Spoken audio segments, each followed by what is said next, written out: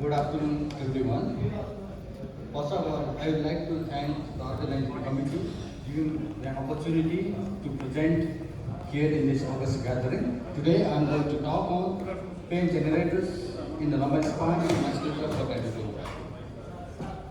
Pain can be arise in the lumbar spine from the anterior column, middle column, or posterior column itself.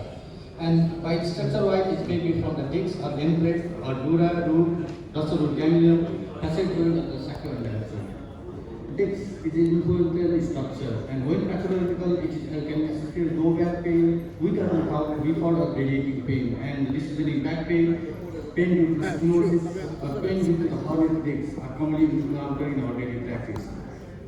Discs is innervated by the sinovertebral nerve.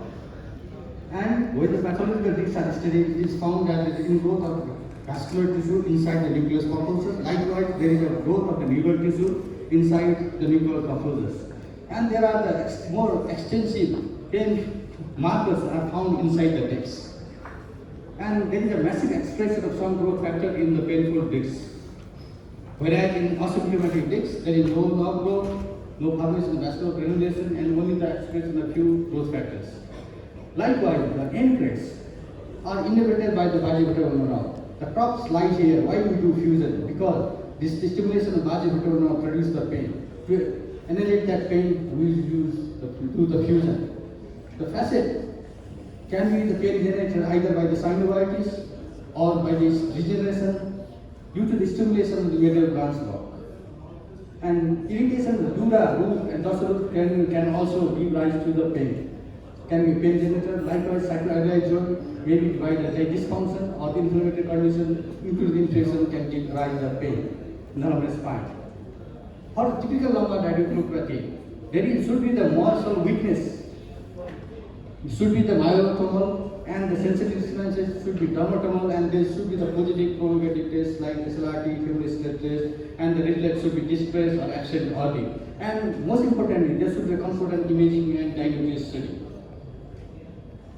Reflex is asset is depressed absent early, and it's usually normal in the neuropathy, and we are aware of the lower limbs myotomes, likewise the dermatomes. And the most common cause of radiculopathy is lumbar disc herniation and spinal stenosis, and also the extraforaminal compression of the lumbosacral ligament also result in lumbar radiculopathy. And there are a lot of causes of stenosis from lumbar disc herniation to the conjugal short pedicles, regarding hypertrophy, buckling, passage in hypertrophy, whatever spondylofites, spondylolisthesis, spinal tumor, spinal cysts. And there are spinal cysts can arise from the facet, ligamentum flavum, posterior longitudinal ligament, dura mater, coating spondylitis area of the root cyst. And MRI is the gold standard imaging modality, and diagnostic electrodiagnostic studies can help differentiate between the radiculopathy and neuropathy. That is usually the nerve conduction is usually normal in the radiculopathy, whereas the EMG can give some values like fibrillation. In the neuropathy, there is a conduction delay. In the nerve conduction, there is what EMG is normal. We need to seek the mimicus when there is a discrepancy in the person history and examination, and when the radiographic and electrodiagnostic and physical find a discordant, and the mimicus are also called masqueraders. And there are a lot of masqueraders for the lumbar radiculopathy, from the hip and pelvic pathology to the compressive pathology to the vascular, infective, femoral, peripheral neuropathy, metabolic condition, autoimmune genetic condition, iatrogenic, and others.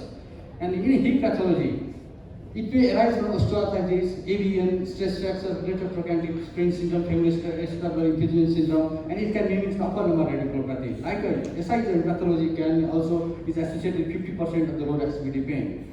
And compressive pathology can be spinal, like a tendon stenosis. Up to the 60% of the patient may have the tendon stenosis, and non-spinal pathology may be from the peripheral part, is maybe due to the meningia parasthetica, due to the compression of lateral femoral neuropathy, mimics this L1, L2 neuropathy distribution, and maybe from the piriformis syndrome. And femoral palsy also can mimic the L5 radiculopathy. And the cause may be the vascular.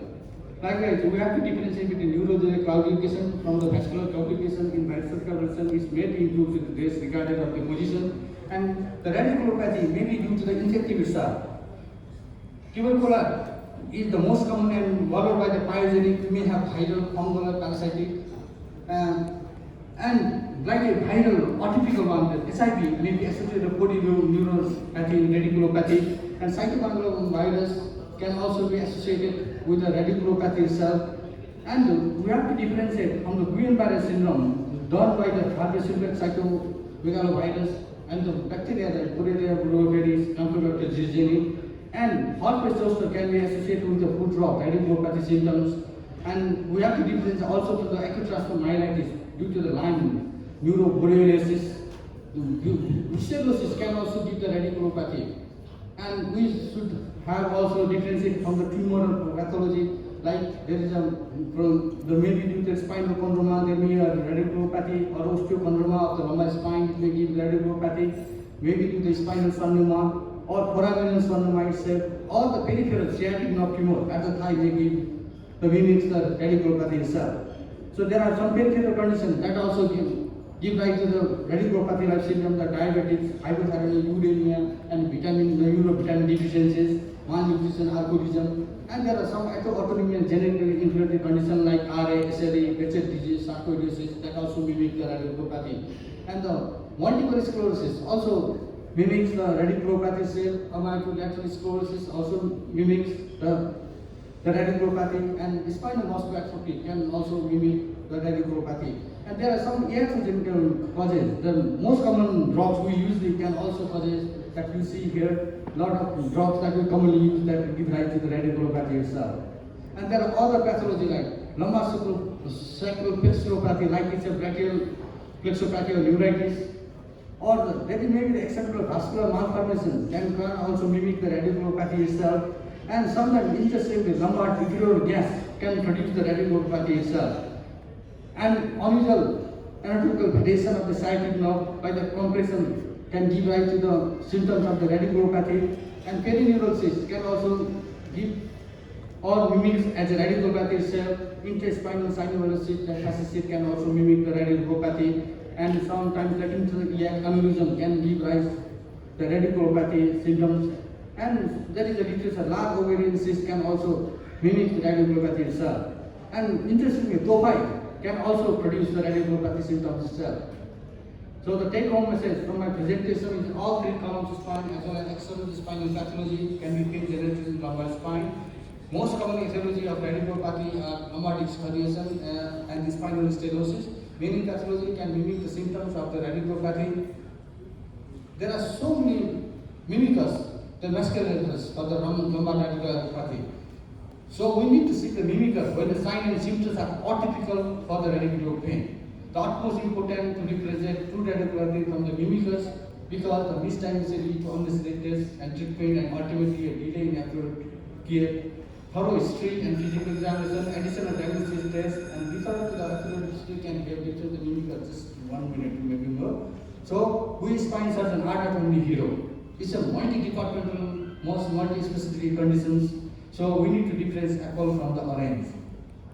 Before ending, I would like to again invite to our 8th annual conference, Himalayan Spine Symposium, Association of Spine Surgeons of Nepal conference, to the Kathmandu that is scheduled for 10th to November 2022 at Kathmandu.